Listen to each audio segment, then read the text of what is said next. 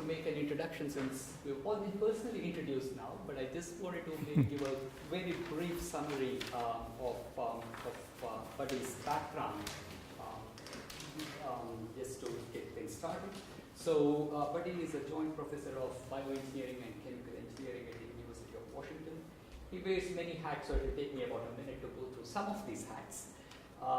He's also the Michael L. and Myrna Darland Endowed Chair in Technology Commercialization, the director of the Engineered Biomaterials Research Center, and the co-director of the Center for Dialysis Innovation, some of which is going to be talking about today.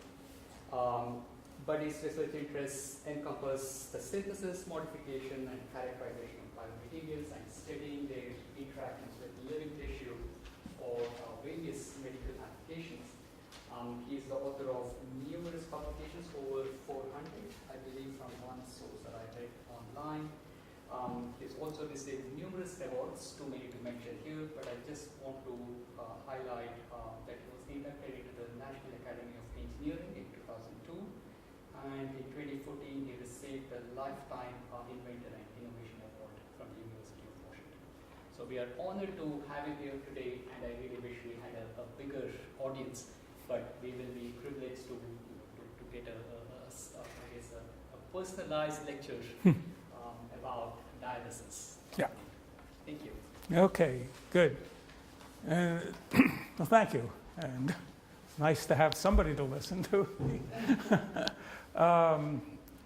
Good. So the lecture is, as you'll see, it certainly has a dialysis theme, but it's not exactly about dialysis. It's much more broad in its theme and implications. And let's see, I guess, Jill, you've seen a few of the slides, but most of the talk is new, so you won't be seeing the same slides over and over again. So this was an important year for me. This is my 70th birthday this year, and it gave me some time for thought because I'm busy embarking on a new 5-year project, so I'm still pretty involved with my academic life. And let's see, I guess my world sort of started in 1946. My dad came home from the Philippines, actually. He fought in World War II. And the story is exactly 9 months after I was born, so someplace in there. And then we can take it up to 2017, where we have some unfortunate news. But what I wanted to show was just about the same era as where modern materials and medical devices began. And I'll talk a little bit about some of the interesting history of where it began. And here's where I started my PhD research. So I've been doing most of these boxes. I've been very involved in research. And then finally, we changed from the 20th century to the 21st century, right about here someplace. So we have a bunch of interesting, transitions that you can see in my life. It made me think a bit about the difference between what was happening in biomaterials. When I started in 1967, I was fairly near the beginning of the field. A very different set of players, if you will, and so in the 20th century, in particular, the focus was very largely on medical devices. And the biomaterials were largely off-the-shelf materials. Typically, a physician saw something, says, that is a neat property, I'm going to put it in a person. And it was the review boards, were not nearly as rigorous, or maybe not even non-existent at that time. The docs pretty much did what they wanted. Histology was what I call classical histology. It could be traced back to the 19th century. There was some entrepreneurship, but it was almost discouraged. An academic was not supposed to dirty their hands and that sort of thing. And there's a bunch of research things. I won't read the list, but these are sort of the things that dominated. If one goes through some of the earliest, the first biomaterials journal was Journal of Biomedical Materials Research. And you go through the first few issues and you'll find these topics over and over again. And then we get to the 21st century, and one of the big things is we've had the molecular biology revolution. And suddenly the focus is very much on biology and very modern biology, which is really molecular biology and looks a lot like chemistry and physics, rather than identifying sort of birds and flowers as biology used to be. Many of the biomaterials now are custom synthesized. The histology is largely going to immunohistology. The subject didn't exist back then. There is now much entrepreneurship. I sometimes think that a professor to get promoted at MIT has to start at least 2 companies for that to happen. And the research themes, the major themes have changed too. We have new forms of carbon, we have 3D printing, just a whole bunch of new themes that you really couldn't see at all back in the old days. So things really have changed. But to flip back in time again, and I'm going to talk about that transition. So again, I finished my PhD in 1972. And the topic was the interaction of urea with a particular polymer, a hydrogel that was invented very shortly before that. And finished this thesis in Brooklyn and got on a car, went to University of Washington, found it a very, very lovely place. This is our campus here, and that's Mount Rainier in the background. And came to work at the University of Washington on a project which was funded by what was at that time called the Atomic Energy Commission in the United States. And, I bet you I don't have this microphone on, or do I? Is it on? It's on. It's on. Okay, good. Good. I didn't have to turn anything on. It's good. So working on a project funded by the Atomic Energy Commission on a plutonium-238 powered artificial heart. A fully implantable artificial heart that would last 10 years. Power supply would last 10 years. Used a Stirling cycle engine. And it was very innovative and exciting and couldn't possibly work. There was no chance this could possibly work. But the contractor for this device, Westinghouse, got a lot of money. Our group was contracted actually with fairly nice funding for that era to take the materials that would go into the artificial heart and graft them. Again, using another radiation technique, using radiation grafting. Graft the surface layers of things that might be more blood compatible. The blood contacting surfaces were our job. And that's kind of where I started in that research. So here's a kind of ancient picture of me and my mentor, Alan Hoffman, who I was doing postdoc with Alan, and Alan was the grantee for this. And we were pointing out here, I had a piece of silicone rubber here, water beaded up in it, and if I did this hydrogel grafting, the water flowed smoothly over the surface. So we were able to create a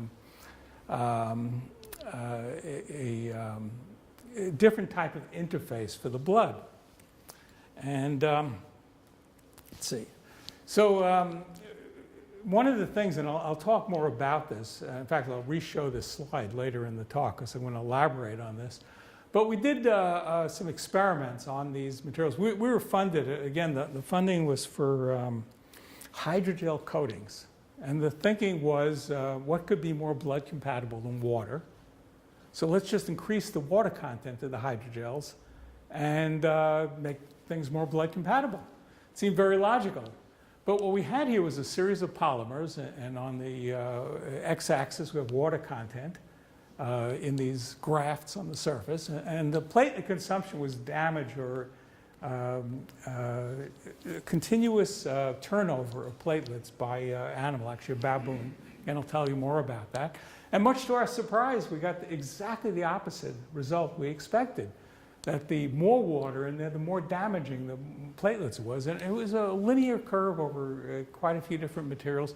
This was a very important observation for us. I'll come back to this, as I said, talk more about it. We also started a lot of work on a subject called radiofrequency plasma deposition, where we could put down coatings. Actually, we had this cobalt-60 radiation source on campus that I could use for doing the radiation grafting. But due to security concerns, the University of Washington did not want to have guards 24 hours a day around this rather deadly cobalt-60 radiation. So they closed it down, and so I had to go to the plasma deposition method. But this became very, very useful in my career too. And so we did a lot of things with the plasma deposition. We developed non-fouling surfaces, protein-resistant surfaces. We developed new kinds of surfaces for cell culture, surfaces that spontaneously release films of growing cells, blood-compatible surfaces, biodegradable surfaces. We did molecular imprinting. We did protein immobilization. We had a lot of uses for it. And we were, back in those days, applying our skills pretty much to medical devices. And this just shows, in a rather glib sense, many of the different types of devices that we were using. And by this time already, medical devices were saving lives and improving the quality of life for millions of people, so they were being successful.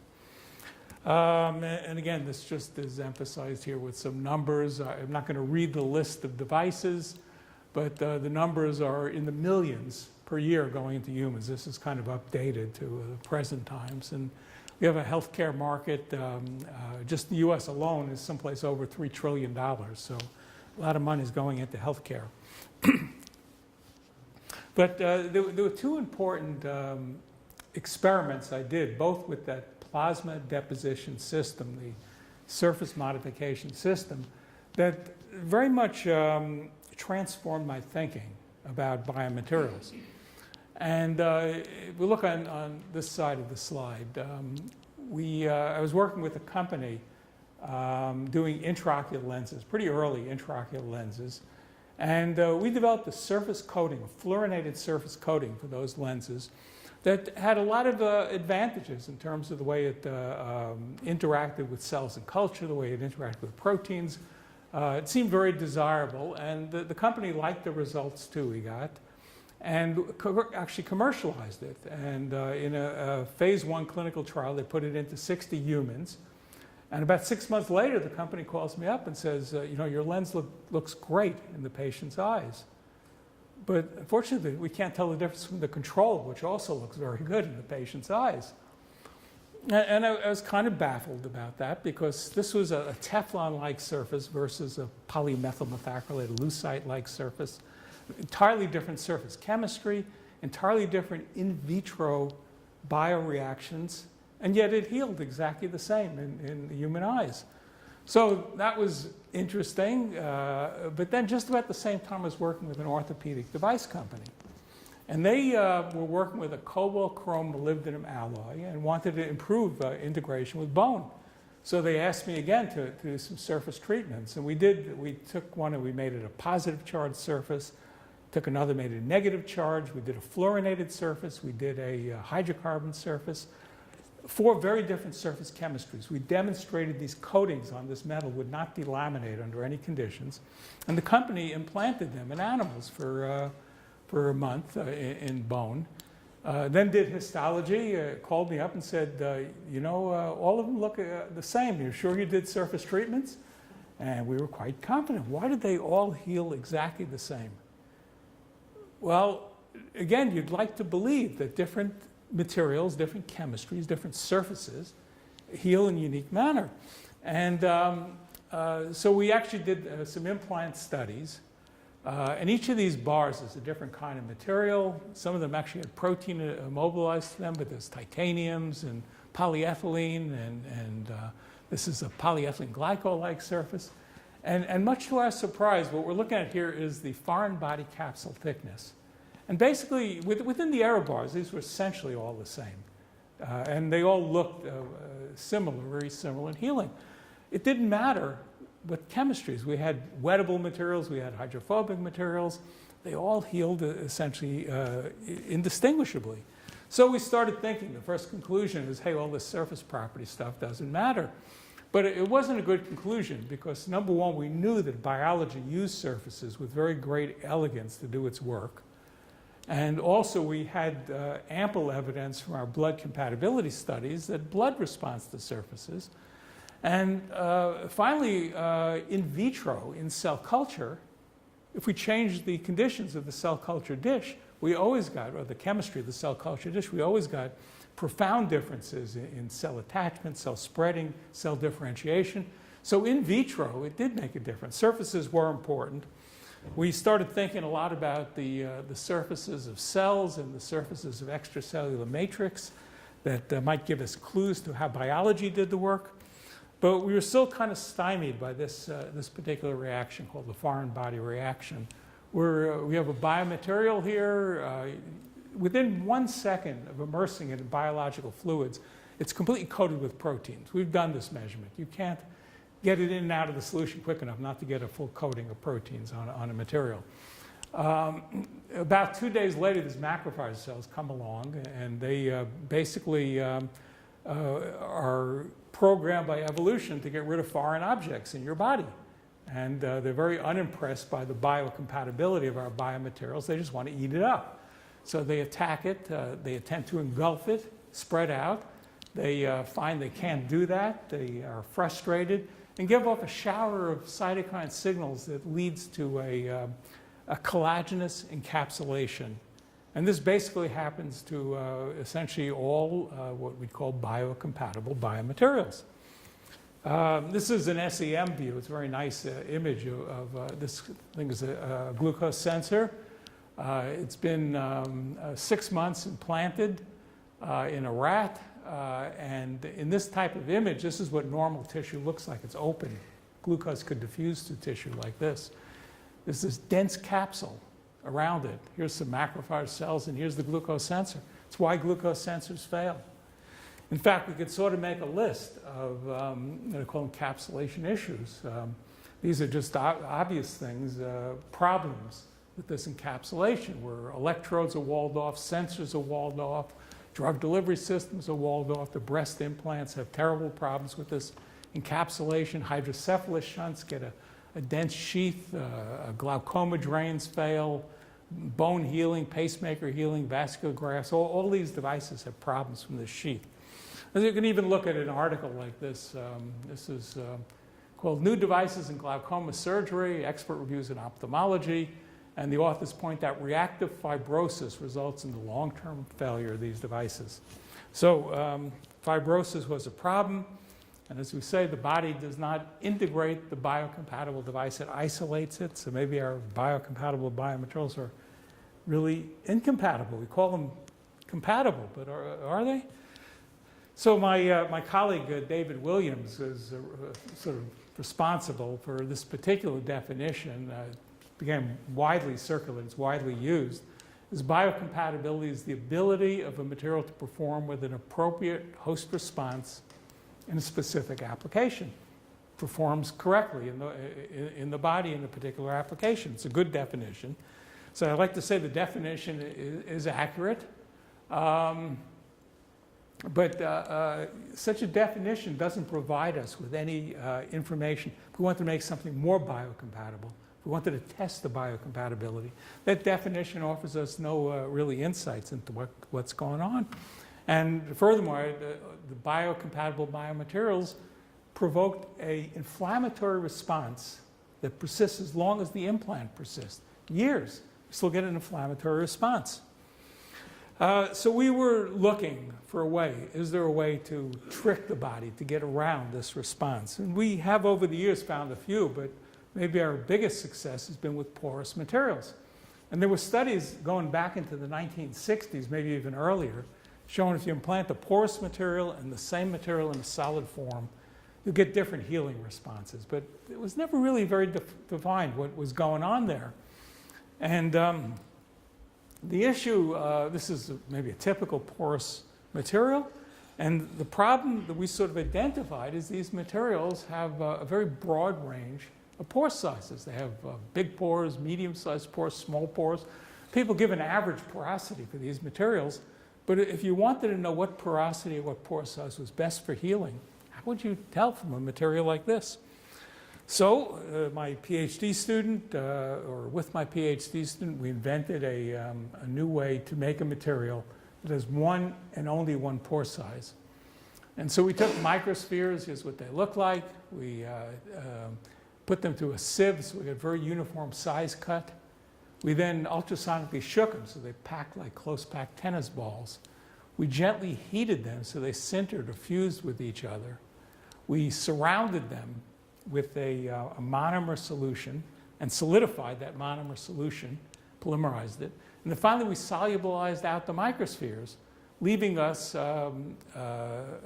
pores where every pore was the same size, and where they were sintered together, we got interconnects. And we called the process sieve, shake, sinter, surround, solidify, solubilize, success, and we believe it's led to success. So this is a SEM view of what the material looked like. You can see all the pores, it's a cut through the material. These black dots are the interconnects where the spheres originally were sintered together. We have actually have a 3D movie where we move in and out of this material, but for the sake of time, I'm not going to show that movie. And then we implanted these with different pore sizes, or I should say my PhD student, Andrew Marshall, did this work. He put a counting grid over so we could get some quantitative histology. And we got a result that had never been seen before in the entire history of biomaterials, is that if the pore size was about 35 microns, this is both graphs, the y-axis is blood vessels or vascularity. And if the pore size is about 35 microns, we got huge vascularity. You see it with arrow bars here, there's the maximum. And if the pore size was smaller or larger, we got a lot more collagen encapsulation, and we got very little vascularity. So here's some examples. These were implanted in heart muscle, in rat heart muscle, these materials. And in the top, we have capsule thickness. And so this 160 micron, we see it in the solid material, the non-porous, or the 60 micron pores, would be called, this capsule thickness would meet all the regulatory agency qualifications for a biocompatible biomaterial. But the material was encapsulated, walled off. The 30 and 20 micron had thinner capsules, but there's more to the story than that. If you look at the histology, these are stained with a stain called trichrome, Masson's trichrome. And in this stain, the darker the blue, the denser the collagen. So we look at the solid, very dense collagen. Look at the 60 microns, very dense collagen. Look at the 30 microns. Look how light and diffuse that is. These are all stained at the same time. And then by the time we get to the 20 microns, we're starting to get more and more of the dense collagen. So something consistent was happening there. Another of my students, Eric Sussman, did some further work with this, and here's the hydrogel, solid material implanted, and this is what normal muscle looks like, and you can see a very dense collagen layer against that. Right next to it, the 34 micron pores, compare this to this. There's really no comparison. They're completely different and very extensive cellularity, and as we'll see in a little while, a lot of blood vessels too. And then you go to the 160 micron pores, and again, you start seeing a lot more blue and a lot more things going on that don't look like normal tissue. Here's a very nice view of just one of these rods, and you can see there's excellent blood vessels growing into this kind of macroscopic view of the rod was about, I think, 1 millimeter in diameter. And the blood vessels are just growing into this thing. So it's very pro-angiogenic. We also gave it to our dermatology unit, and they were interested in percutaneous implants. So implants that actually went through the skin. And they had a mouse model where they could put a rod right in the back of the animal and let it heal. And then in doing histology, you can examine both the epidermis and the dermis where this material goes through. And so they did a whole bunch of histology. That was their expertise. And they concluded the sphere templated polymers with 40 micron pores demonstrate an ability to recapitulate key elements, both the dermal and epidermal layers of the skin. The skin reconstructed through it. In the past, they got a phenomenon that has been called marsupialization, maybe it's appropriate for this part of the world, but basically the skin grew under the percutaneous implant, tried to push it out. Here, the skin reconstructed, regenerated through the material. Quite amazing. what was going on. We were interested mechanistically in what was going on, and this is a stain for macrophages. And interestingly, the 35 microns seems to have a much denser population of macrophages. But there was more to it than that. About this time in history, when we were doing this work, the identification of the macrophage had changed. I think through 100 years of histology, a macrophage was one type of cell. It was a terminally differentiated cell.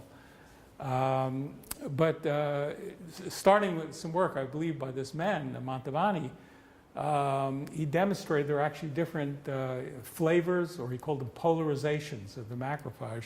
There's a thing called M1. It's responsible for killing of parasites and tissue destruction, maybe a classical attack macrophage. But then there was this M2 phenotype, which was responsible for angiogenesis and tissue remodeling. Hey, that's a lot closer to what we're getting. So we did a bunch of staining on some of our materials. And the gray ones are different porosity ones, and the black is a solid material. And if you look at this M1 phenotype, for example, the attack phenotype, the black has clearly, statistically, a lot more.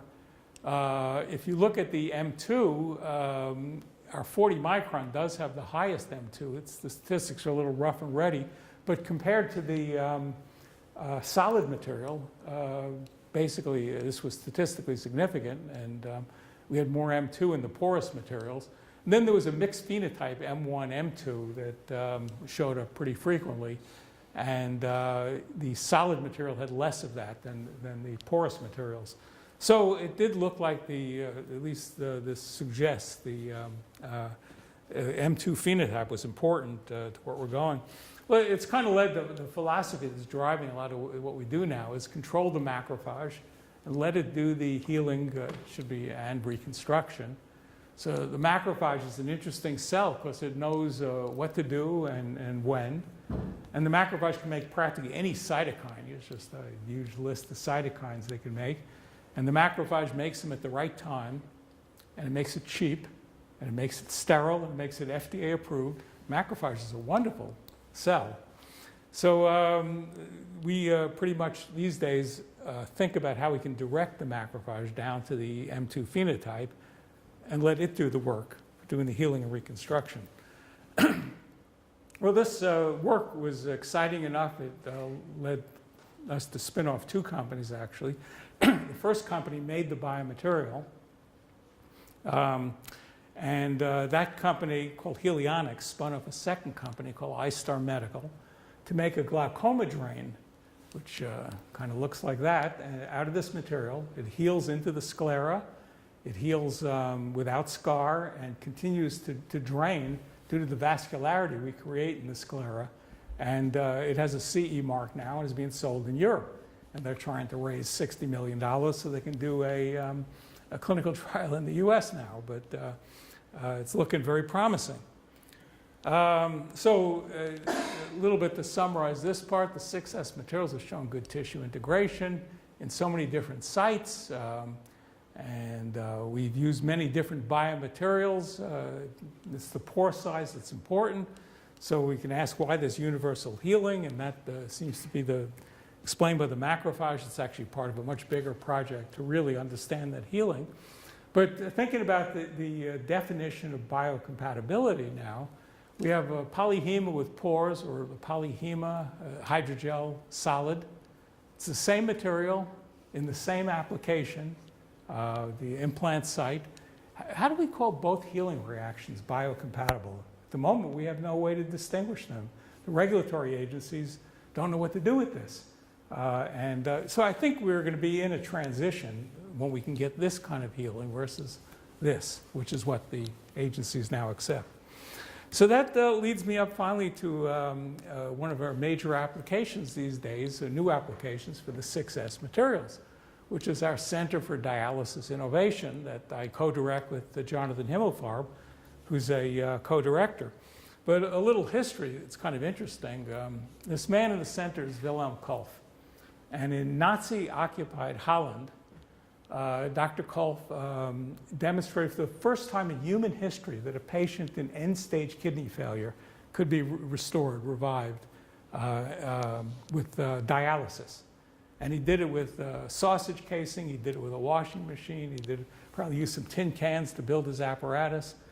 In fact, there's a very interesting story that the first woman that was revived is well documented, her medical case was well documented, but apparently when she was in a coma, she was about to die, and pretty much he could do anything he wanted to her. There was no hope. And he put her on dialysis, and 72 hours later she came out of her coma, opened her eyes, and the first words out of her mouth were, "I'm going to divorce my husband." But that aside, Culp proved the principle. You could dialyze a patient. And I heard him tell that story, so that's why I can almost believe it. But Culp, with his system, he required a major surgical operation every time he had to connect the system. And the patient simply ran out of sites they could connect to, and the patients died. So this was not chronic dialysis. But we're going to jump ahead to Seattle. And these gentlemen, this is Wayne Quinton, is a bioengineer. Here's Belding Scribner, an MD nephrologist. Les Babb, a chemical engineer. These three people built the first successful chronic dialysis system in Seattle. The first human on chronic dialysis was dialyzed in 1960. And by 1962, actually in this motel, the world's first artificial kidney center was opened. This kidney center, well, let's see, basically it's kind of what a dialysis machine looks like. It's a big, bulky machine. The patient is tied to it for about 4 hours a day, 3 times a week. And the origin here, we had 4 dialysis units in Seattle in the 1960s. It's going on, so we now have in the US 400,000 patients on dialysis, and worldwide 2 million patients on dialysis. So this looks pretty successful, but here's some food for thought. When the patient starts kidney dialysis, the average lifetime is 4 to 5 years. Patients do not do well on this dialysis therapy. The dialysis patients are not happy either. They're on this machine 3 times a week. They're tied to this machine for 4 hours at a time. They can't travel. It's very difficult to travel anyway. And after the dialysis, they have nausea, itching, body pains, exhaustion. They just don't feel good. The direct costs are huge worldwide. It's over $100 billion we're spending on dialysis worldwide. There's been little innovation since the 1960s, and maybe most appalling is that each year in less developed countries, in developing countries, 7.1 million people worldwide are sentenced to death because this dialysis therapy is so expensive and so complicated, can't possibly be done. Gigantic number. Think about malaria, terrible problem. 500,000 people a year die of malaria. We got 7.1 million people that are sort of forgotten about and just die because they don't have access to this kind of technology. Another issue with dialysis technology is how much water it uses. Every single dialysis session uses about 120 liters of good quality water. So it's expensive and obviously quite heavy. Well, my colleague, Jonathan Himmelfarb, working with this inventor, developed a wearable artificial kidney. Used sorbents instead of dialysate water to remove the urea. He got permission for a human clinical trial. It proved the concept you could do this, but it was not really successful. There's so many complications, they had to shut down the trial early. This was published. I think I have even the reference here. But this is kind of interesting. This girl and her mom have a congenital kidney disease. So they both have the same disease, and the mom is tied to the big machine, and the girl is just expressing her joy if she could have a thing like this, a device like this. So a lot of components. that go into this. So this is some of the parts that go into this particular dialysis system. And my colleague did publish this. Here's Jonathan, published this excellent article. But let's say both the success and the failure of that test led us to launch our Center for Dialysis Innovation. And our mission is in 5 years to get to a clinical trial on a wearable artificial kidney. And to do this, we put together, I think, a leadership team with quite the appropriate people. So Jonathan is a very experienced nephrologist, working in this area for many years. Myself, a bioengineer and biomaterials specialist. Cassandra Thompson specializes in technology commercialization. And so right from day one, we're protecting our intellectual property and focusing on things that we can commercialize. And Larry Tesla worked for the FDA for many years, is now a professor in our School of Public Health. And he is an expert in medical device regulation and human factors to help us, again, plan in advance for getting it through the regulatory agencies. So we envisioned something like this. It's, again, kind of glib cartoon or picture of what it might look like. It might be, everything might be in a backpack. There might be some control unit, some sort of vascular access. And we call this the AKTIV, the ambulatory kidney to improve vitality. To do an AKTIV, basically there's a lot of components that have to get together. We're sort of rethinking every element that goes into a dialysis system.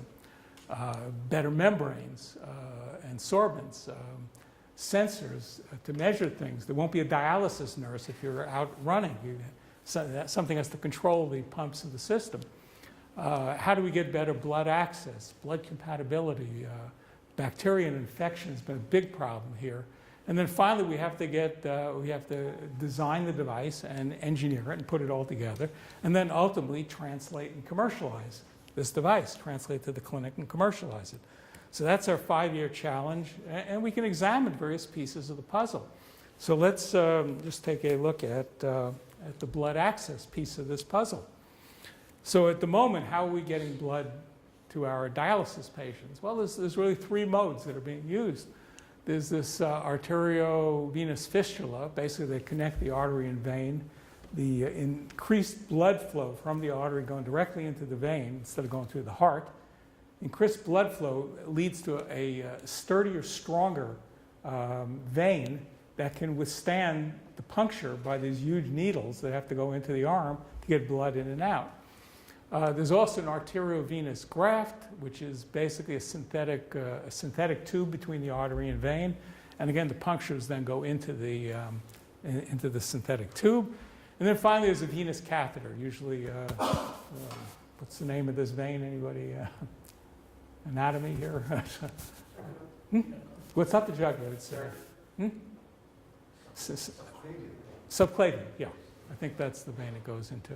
Subclavian, and it's a huge needle. And so, you know, in all of them, we have problems from clotting and narrowing, pain and bruising, infection. In fact, if you take a look at an arm that's had this fistula, these arms look horrible. It's very damaging. And these vessels close, both the fistulas and the AV shunts close. And the consequence is that you need another major surgical operation, and the patients run out of surgical sites. So the whole thing's a mess. So we set off to develop what might be a much better fistula, a longer-lasting fistula device. No, sorry, I said fistula. I don't mean that. A longer-lasting arteriovenous shunt device. And this is basically a small-diameter vascular graft that we need. And here's a paper going back to 1972. People are already thinking about how to design a small diameter vascular graft. 1972, we still have nothing. The surgeons, where they need smaller vessels, plumbing for smaller vessels, have absolutely nothing to this day. And yet, even well before this, people were trying to do this. It's turned out to be a huge challenge. And if we had better vascular grafts, maybe for coronary arteries, if we had a small diameter, we could use it there. For peripheral limbs, there's an urgent need. There is 1 million US amputations a year due to poor blood flow in limbs. And the docs have really nothing to replace that bad blood flow with. And finally, more than 50% of the synthetic vascular grafts used for dialysis access fail within 1 year. 50%. Can you imagine trying to get a drug on the market that would fail 50% of the time? It, of course, it would never be on the market. But this is what people do. It's all they have. And there's really no FDA-approved devices here. So what do we need for a successful vascular prosthesis? We need blood compatibility. We would like it to endothelialize, to regrow with that living endothelial lining. We need the appropriate biomechanics to match the properties of blood vessels. It has to be suturable. It has to be durable. And one of the other interesting considerations is that if you look at blood vessels have their own blood vessel. They have their own circulation. It's called the vasa vasorum. And so the walls of blood vessels are not inert tubes. They're living structures with vascularity. And we think we need that too. So we're taking our 6S material. This is my PhD student, Lizanne. We believe this, we know this will allow very nice blood vessel ingrowth to the material. It will have a special layer that we're busy designing and engineering that's going to encourage the re-endothelialization of the material. We've developed some unique polyurethanes. I'm going to bet that people don't want me to go through the chemistry of the polyurethane here, so I'm not going to do that.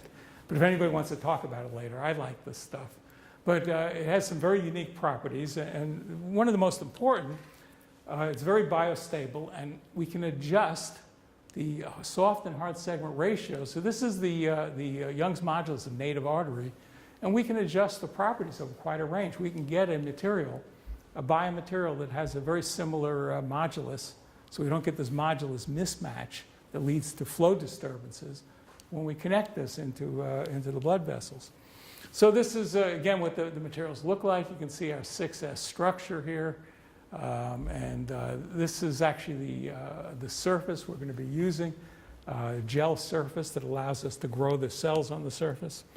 My student, Lizanne, in working with this new biomaterial, made a specimen where he had directly connected a solid and a porous structure, and then implanted it and looked at the foreign body reaction. And again, you can see here's the solid material, and there's this very dense collagen line. As soon as we get to the 6S material, we have little or no collagen, much less dense. The material is loaded with blood vessels. You can see the red blood cells just going through these capillaries. It's very vascularized. And so we're very excited. We're about to go into sheep trials on this new type of material that we think could be used as part of a blood access system, much improved. Another piece of the puzzle is blood compatibility. And to this date, the issue is, these days when a patient goes in for dialysis, they're not worried about blood compatibility. They just heparinize the patient. The blood could never clot. And they dialyze them, and then they neutralize the heparin when the patient comes off dialysis. But we can't keep a patient on heparin 24/7. They'll bleed to death. So we need much better blood-compatible materials than we have now. And we have this kind of frightening statement. To this day, we have no truly blood-compatible materials. There's no clear definition for what is a blood compatibility, no standards to measure it. It's really, after so many years of study, it's kind of difficult, but we have some strong ideas. So this is a very important paper to me. It came out in 1972. Lawrence Harker was a hematologist at the University of Washington, worked very closely with Dr. Harker. But what he showed was in the venous system that fibrinogen consumption dominates clotting, the protein clot. Where in the arterial system, platelets drive thrombosis. And it's almost a night-day system, depending on the wall shear rate within the system. What this suggests is when if you have areas with low flow rate, you should engineer the materials to deal with that kind of environment, to deal with fibrinogen issues. If you have high shear flow rate in parts of the device, then we have to work to neutralize platelets. So our active system will have regions designed for each flow, is basically what that said. And some of the work we did back with Dr. Harker back in the 1970s, we developed this AV shunt model. So basically had a shunt that went out through the skin and had a little break in it. And once the surgeon implanted this thing, even an engineer could come over, put 2 clamps on this, open it up, insert a test segment, and actually get access to the flowing circulation of a living animal. And the animal we chose was a baboon, because we had ample evidence that the baboon was hematologically most similar to humans. And so that's what the system actually looked like implanted in the baboon. And so I showed this data, this water content data, where we early on, so the number we got from that system, and actually Steve Hansen, the PhD student, back then developed some very nice mathematics that gave us a first order rate constant reaction of platelet reaction with surfaces. That's what this number is. But we appreciated, at least in arterial type flows, we don't want hydrogels. And if you look at this, the hydrogels are actually very hydrophilic. The things that perform better with less damaging of platelets were very hydrophobic. And we looked at a bunch of other materials, hydrophobic materials, and found that they had very little platelet damage. We also looked at a whole bunch of polyurethanes, and again got, with the platelet consumption, a very nice linear trend with basically this is a measure of hydrophobicity. And the hydrophobic ones had the lowest damage. So we kept on consistently in arterial flow getting this information. In fact, you could look at this material is a very hydrophobic material. This is a hydrophilic polyurethane. And the platelets are very highly active on this pelathane, where on this very hydrophobic polyurethane, the platelets are mostly discoid. They're not activated. And there were very few platelets. It's basically almost nothing, but where we saw them, they were not activated. Where on this other material, they're highly activated. All of this pointed to hydrophobic materials. So we started also working with using our plasma deposition, making materials more hydrophobic, and particularly putting down fluorinated or Teflon-like coatings. So again, I showed this picture before of our glow discharge system we use for these coatings. And we did a bunch of vascular grafts, and this percent patent was the number that was open. It was on the baboon model, the number that were open after a given time. The blood was still flowing through it. And the yellow was our Teflon treatment. The middle one, the striped bar, was actually the same type of vascular prostheses that were being used in humans, still are being used in humans. It's a Dacron vascular prostheses, and the red was a control with an argon treatment, glow discharge treatment. But the data at 2 hours, pretty much all of them were open, but 100% of the fluoropolymer was open. At 1 week, 90% of the Dacron had clotted closed, and 90% of our fluorinated treatment was still running. We could do Doppler measurements of blood flow. Here's our fluoropolymer. Blood keeps on flowing. Blood drops very quickly in the Dacron. You could even look at it and say, here's the untreated Dacron. A lot of clot. Here's the fluorinated. Looks very clean. But maybe you say, well, it's like Teflon. Nothing sticks to Teflon. Maybe all the clots are just shedding off this, going downstream, making emboli. So we actually did a laser measurement of emboli, and what we found was the Dacron was actually more embolic than the tetrafluoroethylene treated, or the fluorinated Dacron. So in every sense, we think we got to a more blood-compatible material. So we can ask why, and that led to a recent publication in 2016 where we, I think, got some very good clues about the mechanism why. and we call it Fluoro Passivation. And one of the basic points, again, I mentioned this before, is when any material is placed in blood, biological fluids, within 1 second, we get a coating of proteins on them. My colleague Tom Horbick looked at the activity of many blood proteins for platelets. And bovine serum albumin has no adhesiveness to platelets. Fibrinogen was very significant. Interestingly, fibronectin and vitronectin, both kind of potent cell adhesion molecules, were not that vigorous in attracting platelets. Von Willebrand factor was, but it's a very small fraction in the blood. And this is a whole human plasma, 1% human plasma, that has all the components in it. But the fibrinogen looked like the bad actor here. And the BSA, the bovine serum albumin, looked like the good actor. Actually,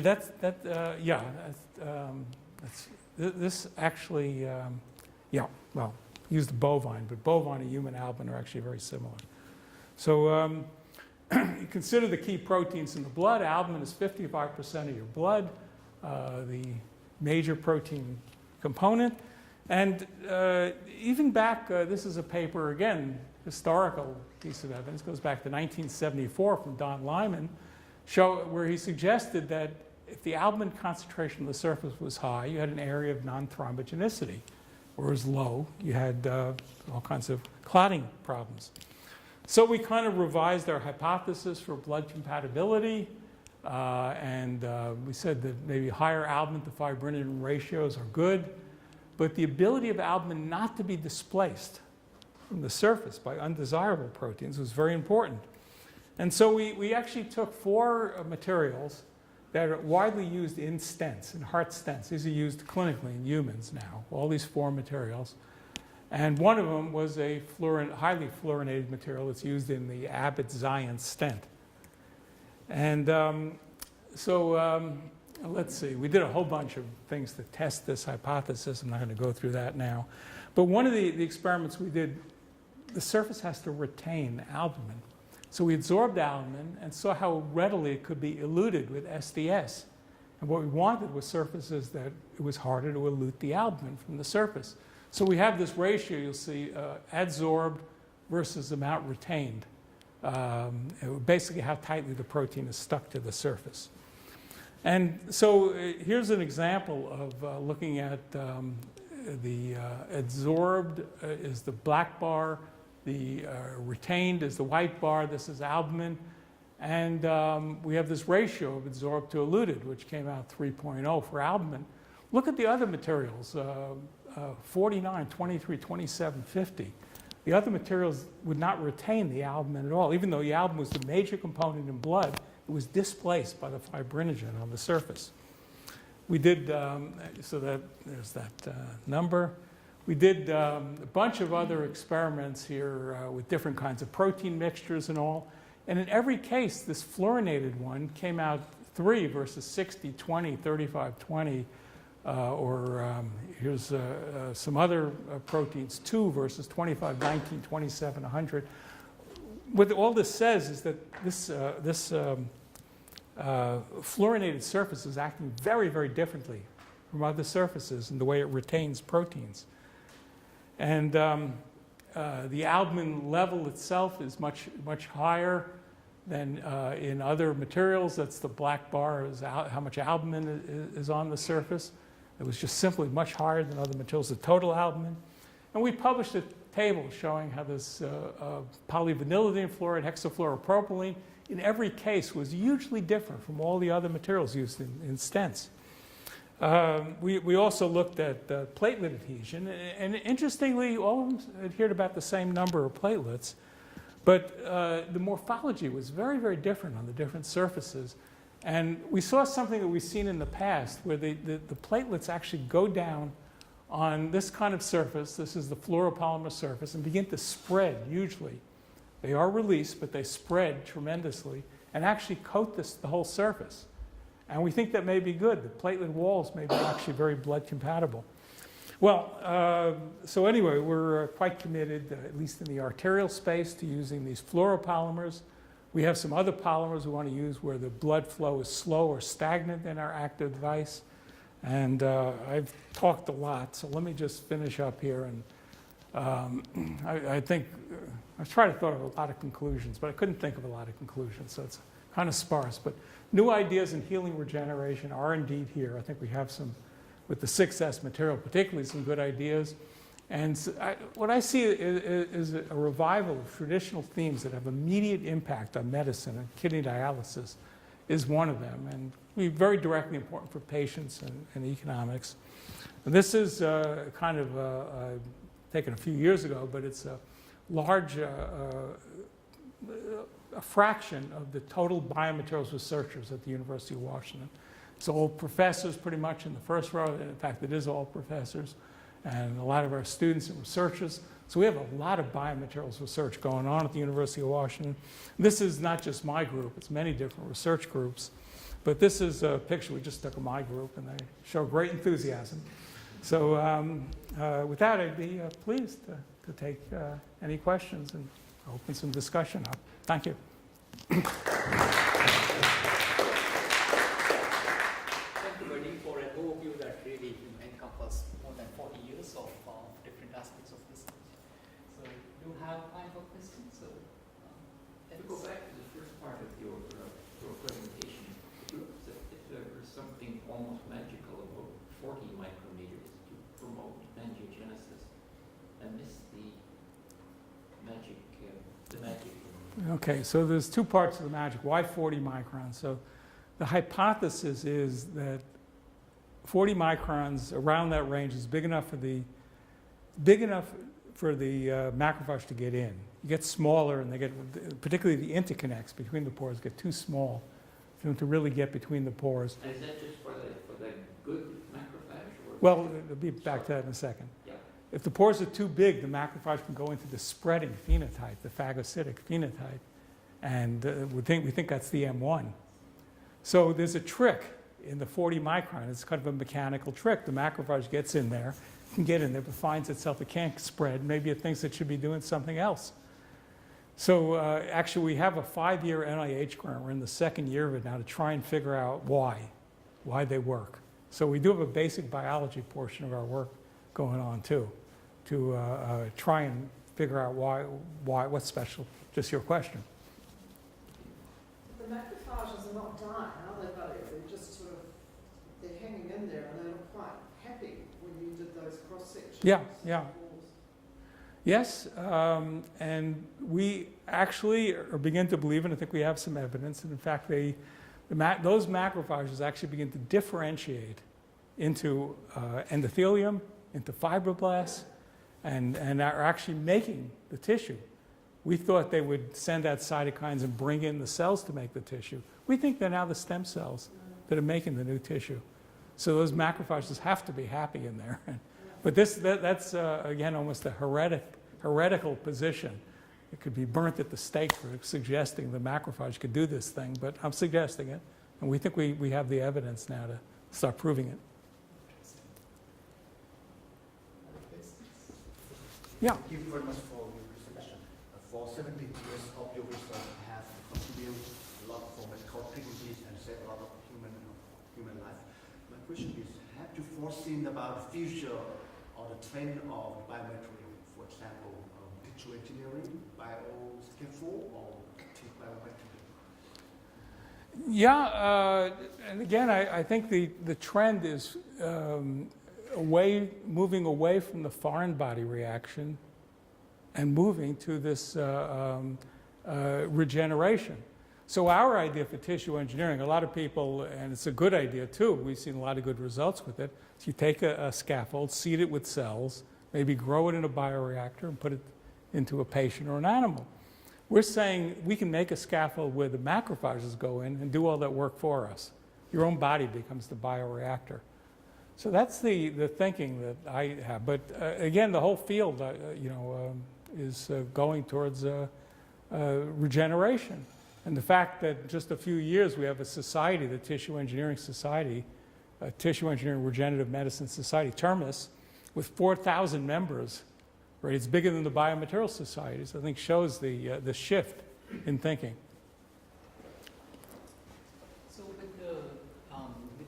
the portable dialysis dialysis unit. So you talked about the biocompatibility aspect, which is quite important.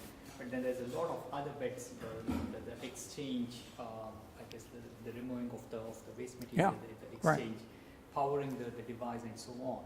So can you tell us something about what you're doing in those areas, and which of those is I guess challenging? Well, for example, we're starting to look at some very unique sorbents, so we don't have to use the 120 liters of dialysate that weighs 120 kilograms. You can't carry that around with you. So we are working on developing some very unique sorbents that will have very high capacity and could remove the toxins. And we're actually looking much more closely at what toxins we want to remove. Everybody says urea. It turns out urea is not very toxic, really. There are other toxins in there that are much more important to remove. We're starting to learn about those. Concerning power, we're actually looking at some people that have clothing that translate motion into electrical power. But we're very wide open for opportunities. But to tell you the truth, the power of 2 cell phones could probably power a lot of our device for a good period of time. Is there any correlation between the shear stress and also the coating, and how your shear stress is affecting your coating property? Affecting which property, sorry? And the biomaterial coatings on the substrate. No, the shear stress does not affect the coatings or treatments we have for surfaces. Not at all, because in laminar flow at the surface is actually 0 shear. So the coatings are not subject to stress. When there's a docking, then the shear stress will change. Again, and furthermore, our coatings are very durable, so they're quite permanently bound, and so it's never been a problem. We've done a lot of work in flow, and we've never seen our coatings damaged by flow. So I'm not a concern on our radar. Yeah. Well, first of all, I'd like to thank you for the talk, and thank you for one of the things that you did, which I tend to like, is you put a lot of time into showing how your work is an outgrowth of a lot of older work. And it's something which I think a lot of younger people put up talks where they try to imply that everything they've done is newly invented. But there's always built on the shoulders of people like you who come before us. Yeah, and I hope I paid homage to some of my heroes too. Yeah. But you're talking about these biocoatings, biocompatible coatings, and you're going mostly into dialysis. But most of the places where I'm seeing medical devices that are using these kinds of coatings are for implantable devices.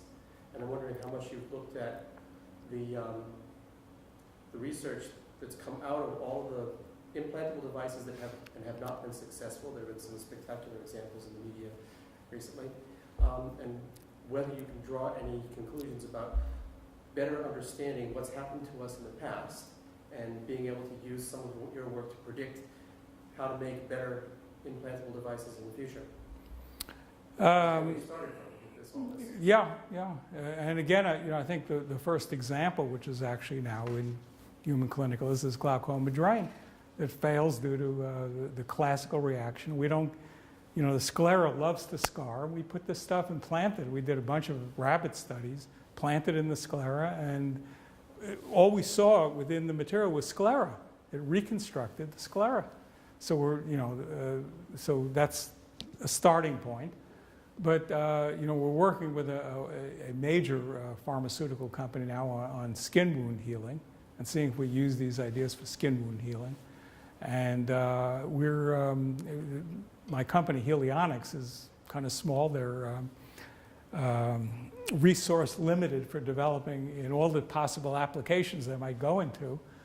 But there's a lot of work with collagen mesh that's been coming out for that sort of stuff. And have you compared what the results they're getting to what you're finding, and whether there's any insights that you can get into improving that? Well, again, what we've consistently seen is our material regenerates the skin.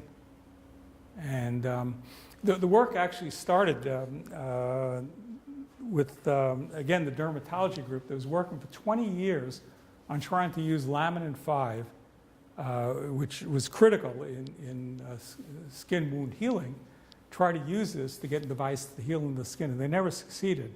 And we gave them our material, and they were astounded because they'd always seen this kind of fibrotic attack reaction, and here they saw this regenerative reaction.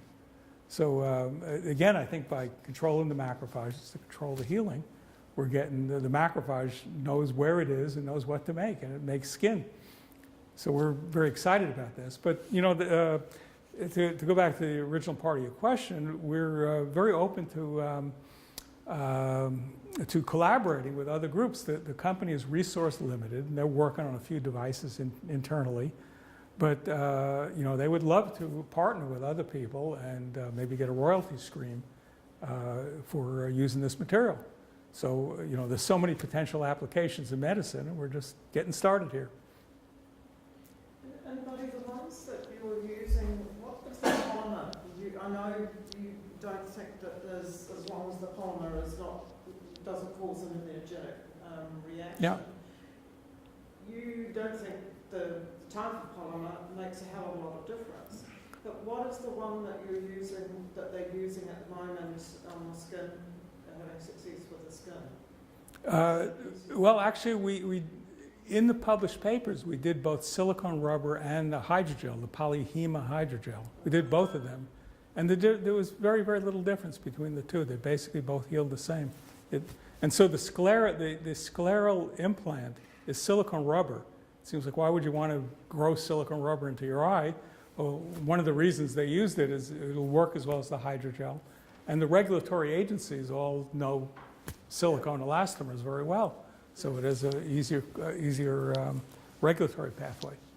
I guess that partly depends on the application, right? Because with the platelet activation, you did see that there was a specific kind of polymer that reduced thrombosis, and so that the chemical composition did have a specific impact. So I guess one of the important points is in some situations like blood, that chemical surface does make a difference. But it seems like in soft tissue or even in bony tissue, we think in different tissue implant sites, the 3D structure seems to be independent. So that's not a surface phenomenon. How far away is your bone growth? That's what I want to know. Well, ask Jill. But the samples are here in Auckland, and they will go into... So we're going into animals in July. Are you volunteering for a human trial? Yeah. Human animal should be at least one. And then we'll boost you. We'll do a magic buddy scaffold to follow that might have some of the lactoferrin and things in it. Okay, there are no further questions. Let's thank Buddy for a very wonderful talk, and call proceedings to a close. Good.